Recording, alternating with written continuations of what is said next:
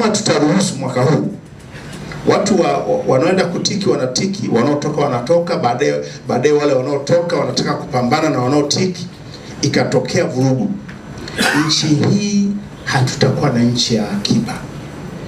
Kanisa halitakuwa na watu wa akiba. Na ndio maana nasema kuna umuhimu kukaa tujadiliane, kuliangalia hili jambo katika mapana yake, katika uzito wake. Na inawezekana pia kanisa nguvu ambayo Mungu amewapa ni tu labda usio unaijua, lakini ni kubwa mno.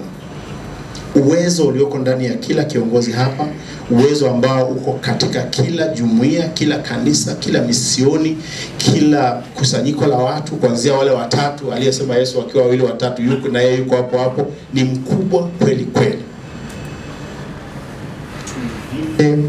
Nchi hii na misingi yake. Tulinde kwanza Oktoba hii asije katokea kijana miongoni mwa vijana ambao tunawaongoza katika imani akaumia kwa sababu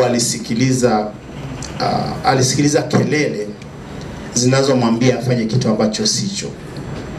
Kutiki, utatiki unavyoona, lakini kuondoka kwenda kupiga kura ni takwa la kikatiba.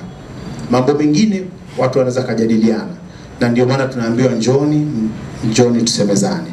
Lakini ni muhimu na ndio nilichokuwa nakisema, ni muhimu tukafikiri ni namna gani viongozi wa kanisa, viongozi wa kiroho na misioni zake tukavaa uhusika wa moja kwa moja kuhakikisha kwanza watu wana demonstrate ule utayari wa kwenda kupiga kura siku ya tarehe 29.